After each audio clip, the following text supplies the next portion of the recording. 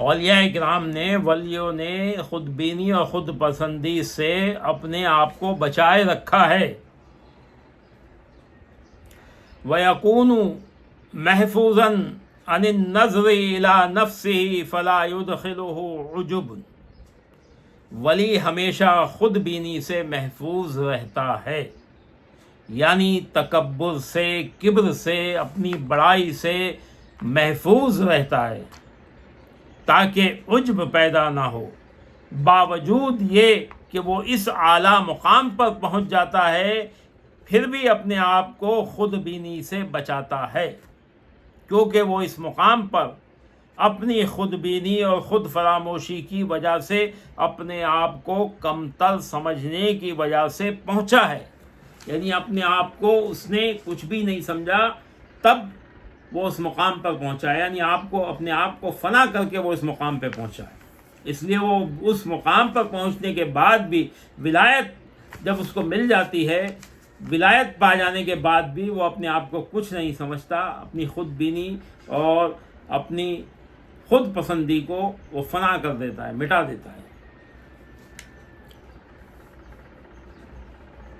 اگر اس نے اپنے آپ کو دیکھ لیا، اپنے آپ کو کچھ سمجھ لیا، تو جو پایا ہے وہ سب کچھ گم ہو جائے گا، کچھ بھی پلے نہیں رہے گا، سب چھن جائے گا۔ یاد رکھو، ولایت وہ مقام ہے کہ جہاں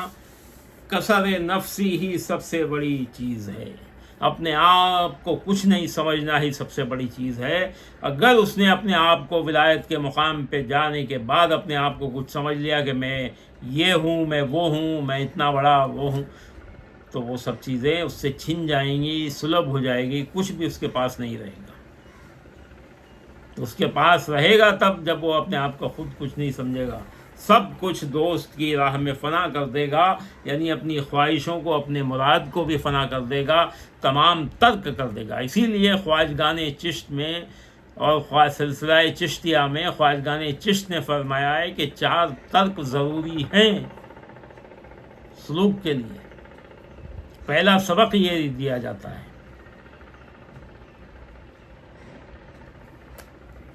سب سے پہلے سال ہی اس سے ترک دنیا اور ترک عقبہ کرائی جاتی ہے۔ جیسے کہ ایک شاعر نے کہا ہے کہ گر تیرے وجود میں ہستی کا لگاؤ ہے، گر تیرے وجود میں ہستی کا لگاؤ ہے، تو کعبہ بھی تیری بندگی سے شراب خانہ بن جائے گا۔ اوہو، گر تیرے وجود میں ہستی کا لگاؤ ہے، یعنی اگر تو خود پسندی پسند کرتا ہے، خود کو دکھانا پسند کرتا ہے، تو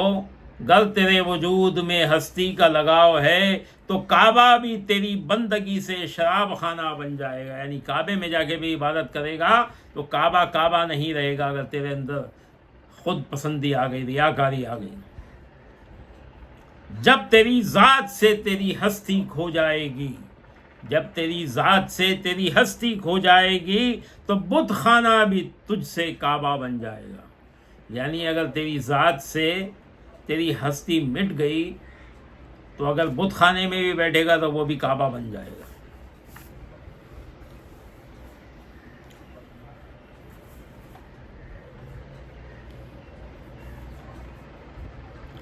وَيَكُونَ مَصْعُوبًا مِنَ الْخَلْقِ، اور ولیوں کو اللہ تعالیٰ نے خلق سے بے سروکار رکھا ہے، یعنی دنیا اور دنیا والوں سے یہ اولیاء کرام دور رہتے ہیں تاکہ شہرت سے بچے رہیں اور فتنے میں نہ پڑیں، یعنی خلق کے نظاروں میں پڑھ کر کہیں گر نہ جائیں، دنیا میں پھنس نہ جائیں۔ دین کو برباد کرنے والی 2 چیزیں ہیں، کیا؟ ایک ملامت اور دوسری تعریف۔ یہ دین کو برباد کرتی ہے، ملامت بھی برباد کرتی ہے، مذمت ملامت بھی برباد کرتی ہے، اور تعریف اور توصیف یہ بھی برباد کرتی ہے۔ اس لیے جو اولیاء کرام ہیں وہ کنارہ کشی اختیار کرتے ہیں اور دنیا سے دور رہتے ہیں تاکہ دنیا کے نظاروں میں نہ پڑ جائیں، یعنی نہ تو ان کی کوئی ملامت کرے اور نہ ان کی کوئی مداح کرے، توصیف کرے، تعریف کرے۔ کیونکہ ملامت جب ہوتی ہے تو ملامت سے آدمی کو رنج ہوتا ہے، اور جب رنج ہوتا ہے تو اس کے دل میں رنج ہوگا تو وہ ان لوگوں کی طرف سے رنجیدہ ہوگا، ان لوگوں کو غلط سمجھے گا جس نے اسے تکلیف پہنچائی ہے ملامت کر کے۔ تو اولیاء اکرام ان دونوں چیزوں سے مبرہ ہوتے ہیں، نہ ان کو ملامت سے کوئی فکر ہوتی کہ کچھ بھی کہو ان کو کوئی فرق نہیں پڑتا، اور نہ وہ تعریف سے ان پر کچھ فرق پڑتا ہے۔ وہ دونوں چیزوں میں برابر، تعریف کرو تب بھی ان کو فرق نہیں پڑتا اور ان کی مذمت کرو تب بھی ان کو فرق نہیں پڑتا، اور جب یہ چیزیں آتی ہیں تبھی ولی بنتا ہے۔ اگر وہ اس پر قائم نہیں رہے گا تو برباد ہو جائے گا، اسی لیے وہ دنیا سے دور رہتے ہیں، کیونکہ ملامت سے آدمی کو رنج ہوتا ہے اور تعریف سے خوش ہوتا ہے۔ اگر کوئی شخص عابد ہے تو لازم ہے کہ معبود کے سوا ادھر ادھر نہ دیکھے، اور اس نے اگر اپنے آپ کو کچھ سمجھ لیا اور عجب سے کام لیا یعنی نفس پرست ٹھہرا، اگر اس نے اپنی تعریفوں سے خوش ہو گیا اور اپنے آپ کو کچھ سمجھنے لگا تو پھر وہ بندہ اس کا بندہ عاشق نہیں بلکہ نفس پرست ٹھہرے گا، یعنی نفس کی پرستش کرنے والا ٹھہرے گا، اور وہ خدا پرست نہیں ہوگا۔ یہ ہوئی۔ اور اگر خدا پرست تھا اور خلق کی مدح سرائی یا ملامت کی فکر میں رہا تو ریا ہوئی اور ریاکار ٹھہرا۔ سمجھیے، یعنی اگر خالص اس کے لیے عبادت کر رہا ہے تو پھر اس کو کدھر بھی دیکھنا، ادھر ادھر دیکھنا اس کا منع ہے۔ اپنے آپ کو بھی کچھ سمجھنا اس کے لیے خطرناک ہے۔ اگر وہ اپنے آپ کو کچھ سمجھتا رہا تو وہ نفس پرست کہلائے گا، اور اگر وہ نفس پرست نہیں تھا، خدا پرست تھا، لیکن خلق کی مدح سرائی اور ملامت کی فکر میں رہا، یعنی کوئی اس کی تعریف کر گیا تو خوش ہو گیا، کوئی اس کی مذمت کر گیا تو ناراض ہو گیا، تو وہ پھر ریاکاری، یہ چیز ریاکاری میں آ جائے گی، ریاکاری ٹھہرے گی اور وہ ریاکار ٹھہرے گا۔ وہ خلق پرست ہوا، تو نفس پرست ہوا اور خلق پرست ہوا۔ تو جو شخص نفس پرست ہے، خلق پرست ہے، تو وہ حق سے کوئی بھی جزا کی طمع رکھے، خواہش رکھے تو وہ بالکل محال ہے کہ جزا پا جائے، کیونکہ جزا تبھی ملے گی جب اس کی رضا میں راضی ہو جاؤ گے، ہر چیز کو ترک کر دو گے۔ میں جب بھی غور کرتا ہوں تو چشتیت کے ان 4 اصولوں پر بڑی مجھے خوشی ہوتی ہے کہ چشتیت میں، سلسلہ چشتی میں سب سے پہلا اصول ہی ترک ہے، ترک دنیا۔ تو ترک دنیا میں یہ ساری چیزیں آ جاتی ہیں جو میں آپ لوگوں کو سمجھا رہا ہوں، ریاکاری بھی اس کے اندر ہے، اور اپنے خود پرستی بھی اس کے اندر ہے، انا پرستی بھی اس کے اندر ہے، اور جو لوگ آ کے تمہاری تعریف کریں وہ بھی اس کے اندر آ جائے گا۔ جب تم ترک دنیا کر لو گے، ہر چیز سے دور ہو جاؤ گے، نہ تو تمہیں پھر کوئی تمہاری تعریف کرے اس کا تم کو فرق پڑے گا، نہ کوئی تمہاری مذمت کر کے جائے، تمہیں برا بھلا کہہ کے جائے، تب بھی تمہیں کوئی فرق نہیں پڑے گا۔ اور یہ دونوں چیزیں رکھ کے نفس پرست اور خلق پرست ہونے کے بعد اور تم کچھ اعمال کرو، پھر تمنا رکھو کہ اللہ تعالیٰ تمہیں جزا دے گا، تو یہ بڑا محال ہے، بڑا مشکل ہے۔ اسی لیے ولی ان سب چیزوں کو چھوڑ دیتے ہیں، اسی لیے ہمارے سلسلے میں ترک سکھاتے ہیں کہ یہ پہلی چیز ہی سمجھ میں آ جائے کہ ان سب چیزوں کو ترک کر دو۔ دوستو، ولی آفات بشریت سے محفوظ ہوتا ہے، اس وجہ سے نہیں کہ اس کے اندر کوئی خواہش پیدا نہیں ہوتی یا اس کے اندر خواہش بچی ہی نہیں ہے، کیونکہ اگر ایسا ہوتا تو ناپسندیدہ اور ناشائستہ حرکات سے باز رہتا۔ دوستو، ایک چیز میں آپ کو واپس سمجھاتا ہوں کہ وہ ترک کرنے کی وجہ سے ہی اس سے بچا رہتا ہے۔ وہ اس لیے نہیں رہتا بچتا کہ اس کے اندر کوئی خواہش نہیں ہے، خواہشات نہیں ہیں۔ کسی بھی ناشائستہ حرکات سے یا کوئی گناہ کرنے سے وہ اس لیے بچ رہا ہے، وہ اس لیے آپ باز رہتا ہے کہ اس کے اندر کوئی آلائے گناہ نہیں ہے، اس لیے بچ رہا ہے۔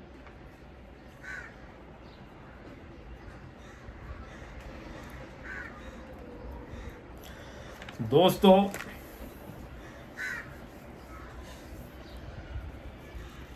جو شخص جس طرح سے اولیاء کرام جو ہیں وہ بشریت سے محفوظ ہوتے ہیں، آفات بشریت سے محفوظ ہوتے ہیں۔ بشریت کہتے ہیں یعنی انسان کے اندر، بشر کے اندر جو خواہشات ہیں ان کی آفات سے محفوظ رہنا، اولیاء کرام ان سے محفوظ رہتے ہیں۔ لیکن اس کا یہ مطلب نہیں کہ ان کے اندر خواہش ہی پیدا نہیں ہوتی، خواہشیں پیدا ہوتی ہیں، ہر چیز کی ان کے اندر خواہش پیدا ہوتی ہے، لیکن وہ اس کو اللہ کی رضا کے لیے فنا کر دیتے ہیں، مٹا دیتے ہیں، اس کی خواہش نہیں کرتے، اسی لیے ان کو اس کی جزا ملتی ہے۔ اگر کسی شخص کے اندر آلائے گناہ ہی نہ ہو، یعنی گناہ کرنے کا اس کے اندر کوئی مادہ ہی نہ ہو، تو پھر اس کو جو وہ ثواب کے کام کرتا ہے اس پر اس کو ثواب کا اجر نہیں ملے گا، کیونکہ جب اس کے اندر آلائے گناہ ہی نہیں ہے تو اس کو گناہوں سے بچنے کے لیے اس کو کوئی کوشش بھی نہیں کرنی پڑے گی، اس کا خیال ہی نہیں جائے گا گناہوں کی طرف، اور پھر وہ نیک اعمال ہی کرتا رہے گا تو اس کو اس کے نیک اعمال کی جزا بھی نہیں دی جائے گی۔ اسی لیے اس کو بشر بنایا ہے کہ اس کے اندر وہ خواہشات رکھی گئی ہیں کہ وہ ان گناہوں کی خواہش بھی ہو، اس کے اندر غلط کام کرنے کی بھی خواہش ہو، پھر ان سے بچ کر وہ اللہ کی راہ میں جائے، اللہ کے عشق میں مبتلا ہو کر، اللہ کے عشق میں ڈوب کر، اللہ کی رضا کے لیے اس کے عشق میں ڈوبے اور اس کی رضا سے اس نے جو حکم دیا ہے ان پر عمل کرے، تب اس کو اس اعمال کی جزا دی جاتی ہے۔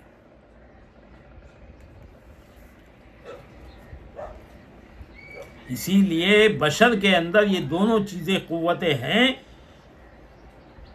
ثواب اور معصیت جو ہے، کیونکہ اس کے اندر یہ دونوں آلے موجود ہیں، ثواب کرنے کے بھی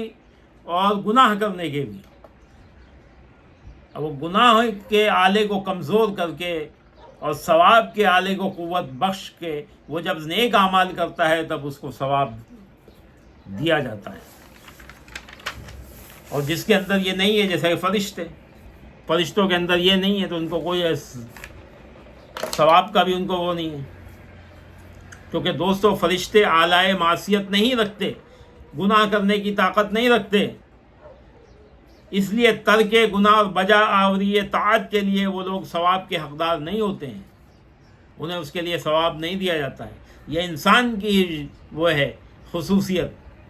بشریت کا یہ تقاضا ہے کہ بشریت کے تقاضوں بلائے بشریت سے بچ کر اگر وہ نیک کام کرتا ہے تو تب اس کو ثواب دیا جاتا ہے۔ تو جو چیزیں گناہ کی ہیں وہ اولیاء کرام کو بھی معلوم ہے، ان کے دلوں میں بھی ان چیزوں کی خواہش جاگتی ہے، مگر عام انسان اور ولی کی پسند میں یہی فرق ہے کہ عوام اپنی پسند کو فرمان حق پر مقدم کر دیتے ہیں اور فرمان خدا کا کوئی خیال نہیں رکھتے، اور اولیاء کرام حق کی مراد کو اپنی مراد پر مقدم رکھتے ہیں۔ عام انسانوں میں اور اولیاء کرام میں یہی فرق ہے۔ اولیاء کرام اپنی خواہشوں کو دبا کے، اپنی مٹا کے اور حق کی خواہش کو، حق کے مراد کو مقدم رکھتے ہیں، اور عام انسان حق کی مراد پر اپنی خواہشوں کو مقدم کر دیتا ہے، اپنی خواہشوں کو آگے کر دیتا ہے۔ دوستو، ولایت قرب الہی اور ہمیشہ اللہ عز و جل کے ساتھ مشغول رہنے کا نام ہے۔ ولایت جو ہے، ولایت قرب الہی اور ہمیشہ اللہ عز و جل کے ساتھ مشغول رہنے کا نام ہے۔ جب ولی اس مقام پر پہنچ جاتا ہے تو اسے کسی چیز کا خوف نہیں ہوتا اور نہ کسی شے کے فوت ہونے کا اسے غم ہوتا ہے۔ حضرت عبداللہ ابن عباس رضی اللہ عنہ نے فرمایا ہے کہ ولی وہ ہے جس کو دیکھنے سے اللہ تعالیٰ یاد آ جائے۔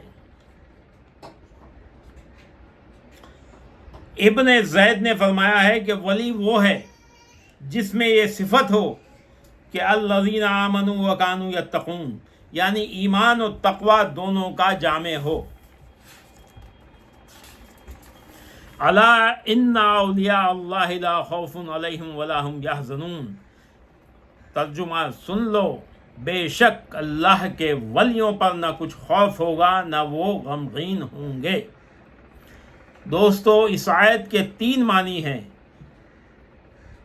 میں آپ لوگوں کو اس آیت کے 3 معنی سمجھا دیتا ہوں۔ الا ان اولیاء اللہ لا خوف علیہم ولا هم یحزنون، اس آیت کے 3 معنی آپ لوگوں کو سمجھا دیتا ہوں، جس سے ولی کی شان اور شان ولایت آپ لوگوں کو پوری طرح سے سمجھ میں آ جائے گی انشاءاللہ۔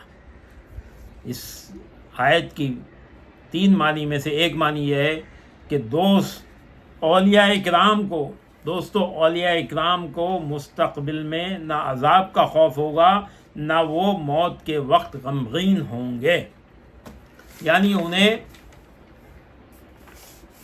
اولیاء اکرام کو روز محشر میں مستقبل میں عذاب کا خوف نہ ہوگا نہ وہ غمگین ہوں گے، نہ دنیا میں غمگین رہتے ہیں، اس کی رضا میں راضی رہتے ہیں، اور نہ انہیں خوف و ہراس ہوتا ہے مستقبل میں جا کے کہ کہیں ہم کو عذاب نہ ہو جائے، کہیں ہم کو، اس سے بھی وہ اللہ تعالیٰ نے ان کو محفوظ کر دیا ہے۔ اور نمبر 2، اولیاء کرام کو مستقبل میں نہ کسی ناپسندیدہ چیز میں مبتلا ہونے کا خوف ہوگا، نہ ماضی اور حال میں کسی پسندیدہ چیز کے چھوٹنے پر یہ لوگ غمگین ہوں گے۔ نہ تو انہیں غم ہوگا کہ ہم آگے جا کے، ایک تو یہ آ گیا کہ نہ روز محشر کا غم ہے، نہ یہاں دنیا میں غمگین ہوں، اور دوسرا اس کا یہ معنی ہے کہ نہ تو آگے جا کے، یعنی اگلی یہ جو عمر ہے، اس عمر میں کسی بھی ناپسندیدہ چیز میں مبتلا ہونے کا انہیں خوف نہیں ہے کہ کسی گناہ میں ہم مبتلا ہو جائیں گے، اس کا بھی انہیں خوف نہیں ہے، اور نہ پچھلی زندگی میں اللہ تعالیٰ ان کی پچھلی زندگی میں اگر ان سے گناہ سرزد ہو گئے ان کو بھی معاف کر دیتا ہے، تو نہ ان کو ماضی اور نہ حال میں کسی پسندیدہ چیز کے چھوٹنے پر یہ لوگ غمگین ہوں گے، نہ ان کو یہ غم ہوگا کہ ہم سے یہ چیزیں چھٹ گئی ہیں، یعنی دنیا داری چھوڑ کے ترک دنیا کر کے کتنی چیزیں چھٹ جاتی ہیں تو اس کا بھی ان کو غم نہیں ہوتا کہ نہ ماضی میں ہم نے یہ چیزیں چھوڑی اور آگے بھی چھٹ جائیں گی تو ہمیں کسی چیز کے چھوٹنے کا کوئی غم نہیں، اس لیے دنیا میں غمگین نہیں ہوتے۔ اور تیسرا اس کا معنی یہ ہے کہ قیامت کے دن اولیاء کرام پر کوئی خوف ہوگا، نہ اس دن اولیاء اکرام غم زدہ ہوں گے، کیونکہ اللہ تعالیٰ نے اپنے ولیوں کو دنیا میں ان چیزوں سے محفوظ فرما دیا ہے کہ وہ دنیا میں بھی غمگین نہیں ہوتے، اس کی رضا میں راضی ہوتے ہیں۔ حالانکہ ان کو بھی غم ہوتا ہے، ان کو بھی تکلیف ہوتی ہے، لیکن اس کی رضا کے لیے وہ ان چیزوں پر دھیان ہی نہیں دیتے۔ تو نہ اللہ تعالیٰ نے اپنے ولیوں کو دنیا میں ان چیزوں سے محفوظ فرما دیا ہے کہ جو آخرت میں خوف اور غم کا باعث بنتی ہیں، ان سے وہ محفوظ ہیں۔ تو دوستو، اللہ تعالیٰ نے اپنے دوستوں کو گناہوں سے محفوظ فرما دیا ہے، اور خوف و غم کا جو چیزیں باعث بنتی ہیں ان سے بھی محفوظ فرما دیا ہے۔ دوستو، اولیاء اکرام کا ہر کام اللہ کی رضا کے لیے ہے،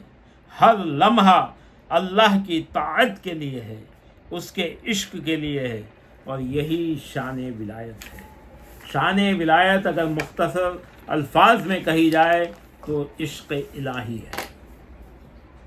یعنی اللہ کے عشق میں ڈوبنا، اس کی رضا میں راضی رہنا، اس کی رضا میں اس کی طاعت کرنا، بس یہی شان ولایت ہے۔